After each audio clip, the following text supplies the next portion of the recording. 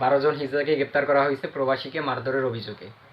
বাংলাদেশ পুলিশকে আন্তরিকভাবে খুব শুভেচ্ছা জানাই, অভিনন্দন জানাই যে এরকমের একটা মহৎ কাজ করার জন্য। দেখেন, প্রবাসী বিদেশ থেকে আইসে বাড়িতে যাবে, সেখানে প্রবাসীর কাছ থেকে হিজড়ারা টাকা দাবি করছে, সেই টাকা নিয়ে একটা গ্যাঞ্জাম হয়েছে, সেখানেই প্রবাসীকে মারধর করছে হিজড়ারা মির্জা। এর জন্যই হিজড়াদেরকে গ্রেপ্তার করা হয়েছে। এর জন্য খুব সুন্দরভাবে আন্তরিকভাবে মন থেকে, অন্তর থেকে, হৃদয় থেকে ধন্যবাদ জানাই পুলিশকে, যে প্রবাসীর সম্মানটা রক্ষা করতে পারছে এইভাবে সুন্দরভাবে। যাই হোক, দেখতে পারবেন যে বাংলাদেশের মধ্যে রাজধানী মানে ঢাকার শহর, এই শহরের মধ্যে যারা বসবাস করে, ভাড়াটিয়া হোক আর যারাই হোক, তারা খুব অনেক হয়রানি হয় এই হিজড়াদের কারণে। দেখা যায় মানুষের বাসাবাড়ি থেকে যাইয়া চাল টাল নিয়ে আসে, মানে চাল নিয়ে আসে মানুষের বাসাবাড়ি থেকে, এক প্রকার মানুষকে হয়রানি করে নিয়ে আসে না। মানে অল্প কয়টা চাল দিবেন তা না, তারা জোর করে ইচ্ছা মতো চাঁদের মন মতো মর্জি মতো চাল নিয়ে যাবে, বাধা দিলেও মানবে না। আর বাধা দিতে গেলে আপনাদেরকে হয়রানি করবে, যেমন এই যে কাপড় টাপড় উঁচা করে ফালাইবে, এরকমের একটা হয়রানি করবো। মানুষের মান ইজ্জতের ব্যাপার, বুঝেন না? এর জন্য অনেকে ভয়তে দিয়েও দেয় চাল টাল বেশি বেশি। এখন কি করব, উপায় নাই তো।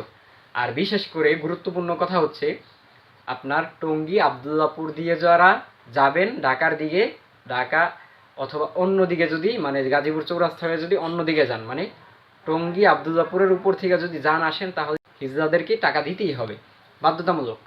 গাড়িতে গেলেই টাকা দিতে হবে, যারা গাড়িতে করে চলাফেরা করেন। এক প্রকার মানুষকে জোর জবরদস্তি করে টাকা নিয়ে যায়। দেখেন, একটা মানুষ কিছু সময় দেখা যায় ভাড়া বাঁচানোর জন্য বাসে উঠে, বাসে উঠা যদি আপনার টঙ্গী আবদুল্লাপুরের এপার থেকে যাওয়া আসা করে, টঙ্গী আবদুল্লাপুর থেকে দেখা যায় হিজড়াকে 20 টাকা 50 টাকা দিতে হয়। তাহলে এই যে ভাড়া বাঁচানোর জন্য যে লোকটা বাসে উঠলো, উঠা লাভ হইল কি? হয়রানি হইতে হইল। এই জিনিসটা বিশেষ করে টঙ্গী আবদুল্লাপুর এরিয়ার মধ্যে অহরহ করতেছে, প্রতিনিয়ত করতেছে, প্রতিদিন করতেছে, এটা হিজড়ারা করে।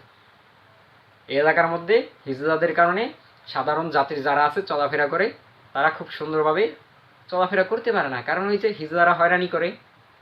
বিশেষ করে পুরুষ মানুষ যারা মানে একটু অন্য টাইপের, ভদ্র টাইপের, তারা তো ভাই মান সম্মান বজায় রাখতে হবে, না পাইরা টাকা দিয়ে দেয়।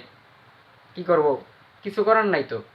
মান সম্মানটা তো রক্ষা করতে হবে, নয়তো ওই যে হিজড়ারা মনে করেন কাপড় টাপড় উঁচা কইরা বিভিন্ন জিনিস দেখাচ্ছে, এই সব কাজকর্ম করব।